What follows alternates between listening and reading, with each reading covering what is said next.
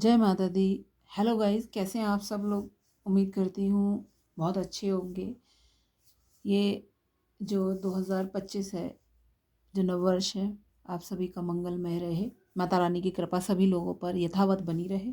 जिन लोगों की इच्छाएं पिछले साल पूरी नहीं हो पाई, माँ की कृपा रहे और उन सभी की इच्छाएं इस साल पूरी हों। जो संघर्षरत हैं, भगवान यानी मेरी माता रानी से प्रार्थना रहेगी कि उन सभी के संघर्षों में उनका साथ दें और उनको संघर्ष से मुक्ति दिलाएं और जल्दी जल्दी उनको सफलता के द्वार तक ले जाएं। तो आप सभी का बहुत बहुत स्वागत है मेरे यूट्यूब चैनल डिवाइन सर्च 01 में। यदि आपको मेरी ये जो ज्ञान है, जो भी मुझे अभी तक मिला है अपने जीवन से, अगर आपको पसंद आता है तो मेरे चैनल को सब्सक्राइब करें, ऑडियो को लाइक करें और ज़्यादा से ज़्यादा लोगों में शेयर करें ताकि ये ज्ञान की बातें सब तक पहुंच सकें। तो आज जो मैं विषय पे बात करने वाली हूँ उसमें हम बात करेंगे, क्या हमें कर्म पे विश्वास करना चाहिए। दूसरा विषय मेरा रहेगा, क्या हम फल प्राप्ति के लिए स्वतंत्र हैं। क्या कहती है गीता इस चीज़ के लिए लेकर, क्या संदेश दिया है भगवान कृष्ण ने अर्जुन को। तो इन सभी विषयों पर आज विस्तार से मैं चर्चा करने वाली हूँ। तो पहले बात कर लेते, क्या हमें कर्म पर विश्वास करना चाहिए। हाँ, हम मानव जीवन में हैं और हमें कर्म पर पूरा विश्वास करना चाहिए। ऐसा नहीं है कि हम हाथ पे हाथ धरे बैठे रहें और कोई भी कर्म बिना करे ही हमारी चीज़ें पूरी हो जाएं, ये असंभव है पूरी तरह से। तो यहाँ पर मेरा जवाब रहेगा, हाँ, हमें कर्म पर पूर्णतः विश्वास करना चाहिए। जितना ज़्यादा प्रयास रहेगा, कभी कभी प्रयास लंबे समय तक हो जाता है और कभी कभी आदमी थक भी जाता है कि भाई इतना प्रयास कर लिया और आज तक सफलता ही हाथ नहीं आ रही है, सफलता ही हाथ नहीं आ रही है। ख़ास तौर से उन स्टूडेंट्स के लिए तो बहुत ज़्यादा ही बताऊंगी कि जो लंबे समय से प्रतियोगी परीक्षाओं के लिए प्रयासरत हैं और बार बार एग्ज़ाम्स देने के बाद भी उनको कहीं ना कहीं सफलता नहीं मिल रही है। तो ऐसा नहीं है कि अब मैं कहूँ कि आप प्रयास छोड़ दें, नहीं। क्या पता कौन सी चाबी हमारी अंतिम ताले को खोलने के लिए बनी है। हो सकता है कौन सा अंतिम प्रयास हमारे उस ताले को खोल दे जिस पर हमारा नाम लिखा है। तो यहाँ मैं ये कहूँगी, हाँ, कर्म हमें करना ही है क्योंकि हम मनुष्य जाति में हैं। तो मानव जाति का सबसे बड़ा ध्येय यही है कि उसको कर्म तो करना ही पड़ेगा। बिना कर्म के उसको किसी भी फल की प्राप्ति नहीं हो सकती। अब दूसरा प्रश्न ये आता है, क्या हम फल प्राप्ति के लिए स्वतंत्र हैं। तो यहाँ पर थोड़ा सा ट्विस्ट है, क्योंकि हम कर्म करने के लिए स्वतंत्र हमें ईश्वर ने खुद किया है कि तुम जितना कर्म करोगे उतना फल तुम भोगोगे। लेकिन भगवान ने यह भी तय किया है कि तुम फल प्राप्ति के लिए स्वतंत्र नहीं हो। अब बात क्या है कि फल प्राप्ति के लिए स्वतंत्र क्यों नहीं है। कर्म तो सभी करते हैं।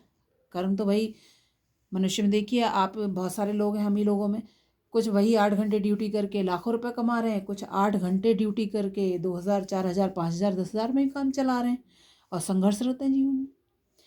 क्यों?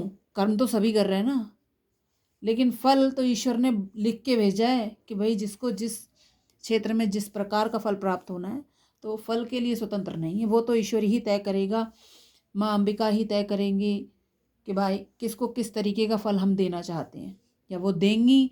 इसके लिए हम कभी स्वतंत्र नहीं हो सकते क्योंकि सिर्फ कर्म करने के लिए स्वतंत्र हैं।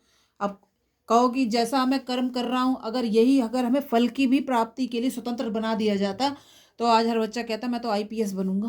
कोई बच्चा ये कहता ही नहीं कि मैं थानेदार बनूंगा या फिर आरक्षी में जाऊंगा, पुलिस में आरक्षी में छोटी नौकरी कर लूँगा या चपरासी बनूंगा।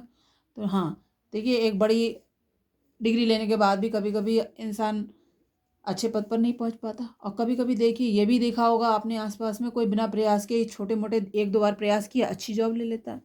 तो ये सब कर्म तय है हम लोगों का कि जिस क्षेत्र में हम कर्म कर रहे हैं उसके लिए अगर हमारा टारगेट बिल्कुल सही है तो हमें कर्म का फल मिलेगा, उसी क्षेत्र में मिल जाएगा।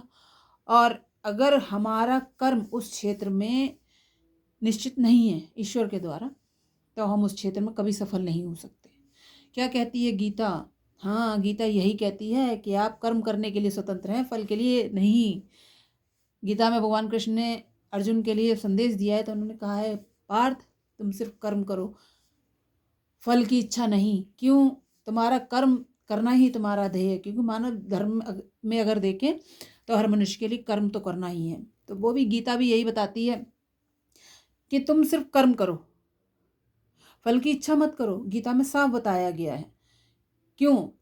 फल की इच्छा हम इसलिए नहीं कर सकते क्योंकि हमें पता ही नहीं हमारा फल आगे क्या है, किस क्षेत्र में हमें जाना है, क्या हमारे जीवन में भविष्य में तय किया गया है। क्योंकि ईश्वर द्वारा एक भाग्य तय किया जाता है। ये बात सच है, कर्म के द्वारा बदल सकते हैं, लेकिन बदलेगा वो उसी परिस्थिति में अगर आपके कर्म के द्वारा वो प्रारब्ध बदलना लिखा है, आप तभी उसको बदल पाएंगे। और कभी कभी देखिए बच्चे बच्चे क्या, कोई भी एज का व्यक्ति हो सकता है, लाख प्रयास कर लेता है, सफलता ही नहीं मिलती। क्यों? उसका प्रारब्ध में तय ही नहीं है कि जिस क्षेत्र में वो प्रयास कर रहा है उसको सफलता मिलेगी। तो ये सब तय है, ये सब ईश्वर का। लोग कहते हैं ना कि कर्म नहीं करेंगे तो क्या फल कैसे मिलेगा। हाँ, ये बात ठीक है, कर्म, लेकिन एक नियम ये भी है, ईश्वर कहीं ना कहीं उसको रास्ता जरूर देता है। जिस क्षेत्र में वो इच्छा रख रहा है, जरूर नहीं उस क्षेत्र में हो, लेकिन दूसरे क्षेत्र में, लेकिन सफलता तो देता है कहीं ना कहीं। ये नहीं उसको भूखा उठाएगा तो भूखा सुला भी देगा, खाने के लिए भरपूर देगा, जितना उसके नसीब में लिखा है उतना तो उसको देगा। क्यों? ये सब प्रारब्ध तय हैं और इनके लिए हम नहीं परिवर्तित कर सकते। चाहे हम कितना ही प्रयास कर लें कि हम प्रारब्ध का लिखा हुआ मिटा लेंगे, माँ माँ भगवती की या किसी भी देवता की हम पूजा ही करते रहेंगे तो प्रारब्ध बदल जाएगा? नहीं, प्रारब्ध तो नहीं बदल सकता। लेकिन हाँ ये है कि आप उस कष्ट को झेलने के लिए इतने पावरफुल हो जाते हैं ईश्वर की भक्ति करने से कि वो कष्ट आपको कष्ट नहीं लगता। कष्ट आता है, गुजर जाता है, ईश्वर आपकी मदद करते हैं।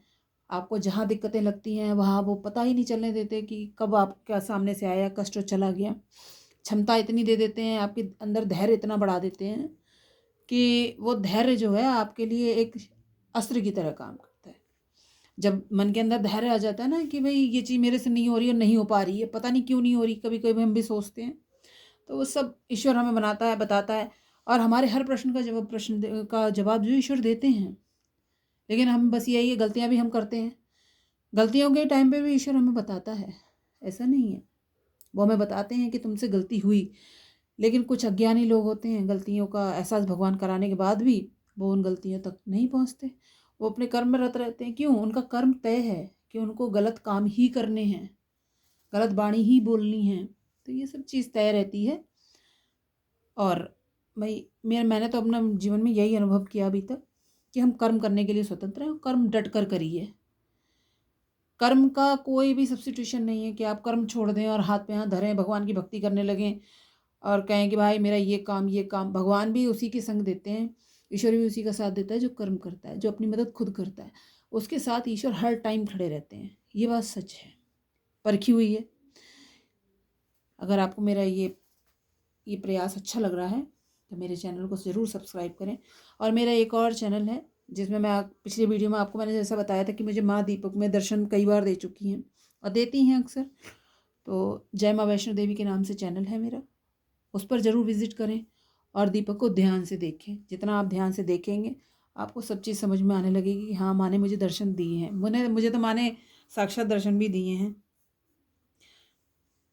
चलिए ठीक है, आप सभी का ये नववर्ष मंगलमय हो, इसी कामना के साथ अपने इस ऑडियो को मैं समाप्त करती हूँ। धन्यवाद।